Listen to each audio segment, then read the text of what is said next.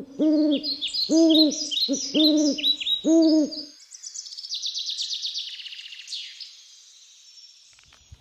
everyone, welcome back to We Be Kids again. This week's story is a story from this book. It's called A World Full of Animal Stories, and it's written by Angela McAllister. I also told a story from here a few weeks ago about a nightingale, but this story isn't about a nightingale, but it is about a bird. And it's a bird which has a special place in the hearts of all people. And I've come up here on this hill today because this is the first place that I saw this bird as it returned from Africa this spring. And this bird that I am talking about is the swallow. And the swallow is a beautiful bird. Its back is a dark blue, almost a black colour, and underneath it has a white belly with an orangey red throat. But the distinct thing about the swallow is its tail, and it has a forked tail, and it's always really easy to see it in the sky as it is darting around and looking for flies to eat. So the swallow has always held a special place in the hearts of people. And this story is going to explain to you a little bit why that is, and also why the swallow has a forked tail. Now this story is a very old story, and it's from North America, from the Native Americans. And the story begins with the Great Spirit. And the Great Spirit, when he created all of the creatures of the world, they were created happy and content.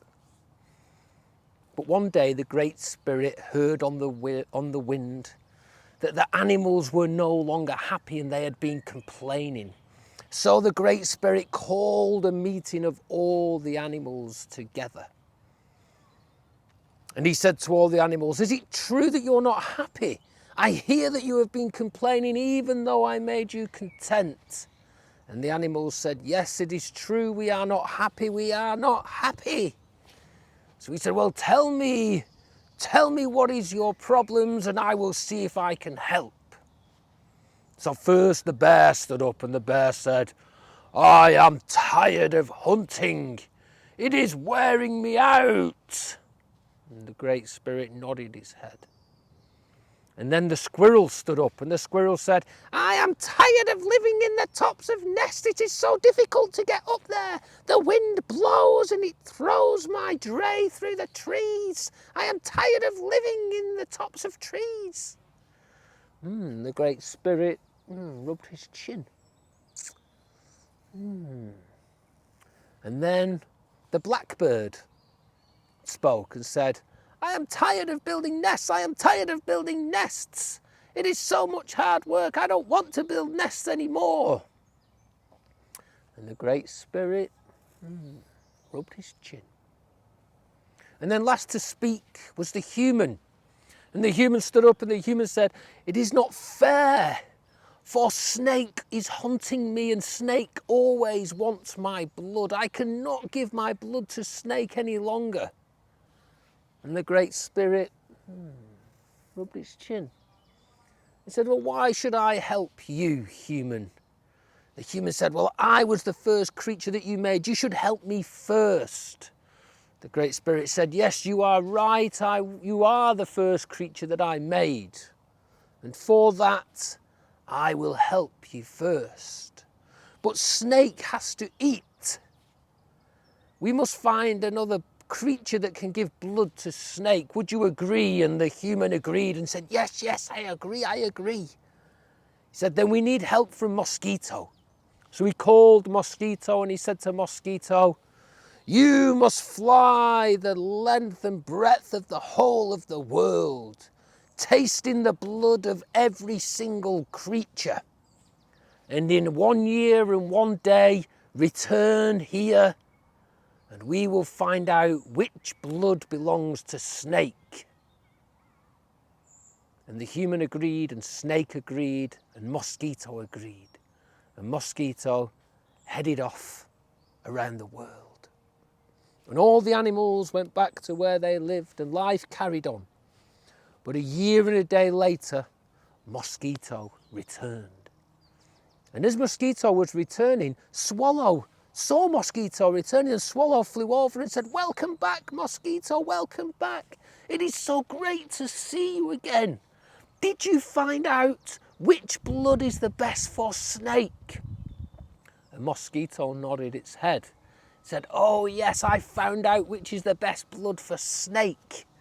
The best blood for snake is the blood of humans." Now Swallow knew that this wouldn't be good news for the humans, and also Swallow knew that humans were their friends. He knew that the Mosquito couldn't go back and tell the Great Spirit that the blood of humans was for the snake. So the Swallow thought fast. He said, "Mosquito, could you tell me again, whose blood is the best blood for the snake?" And this time, as Mosquito opened its mouth to say that of humans, the Swallow reached in and pecked the Mosquito's tongue clean from its mouth. The Mosquito made this sound, bzzz, for he couldn't speak anymore, for he didn't have a tongue. Zzz, he said. And he flew back to the Great Spirit, and the Swallow followed. And when they got there, all the animals were around, and the Great Spirit said to Mosquito, "Welcome back. Did you find out whose blood is best for snake?" And the Mosquito looked and replied, "Zzz." The Great Spirit said, "Speak to me. What is that sound you are making?" And the Mosquito replied, "Zzz." And then Swallow swooped in and said, "Great Spirit, I was speaking to Mosquito earlier before he lost his speech. And Mosquito told me that the best blood for snake is the blood of frog." And the Great Spirit thought for a moment, rubbed his chin and said, "Well then, if that is the case, snake, from now on you shall eat the blood of frog." And with this, the snake was really angry, for the snake loved the taste of the blood of humans. And she didn't want to eat the frog.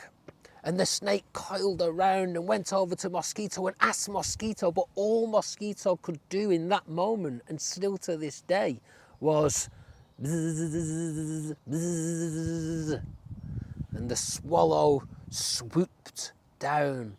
And as Swallow swooped down, the snake, in great anger, leapt for Swallow and grabbed in between Swallow's tail. But as Swallow flew away, snake took the feathers. And that is why Swallow has a forked tail. And also why whenever we see Swallow return, it brings a sense of joy to our hearts. Because deep inside, we know that Swallow is our friend. So we hope you enjoyed that story. It's a lovely one for springtime. See if you can spot a swallow while you're out this week. Often the swallows that we see here in England are barn swallows, and they like to live near farms, and they may also live in barns. They like to go inside to make their nests. They make their nests of mud and straw.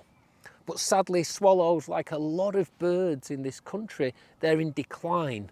That means that there are about 50% fewer swallows today than they were back in 1970. So we've got to do whatever we can to take care of the swallows. And a couple of things that we can do.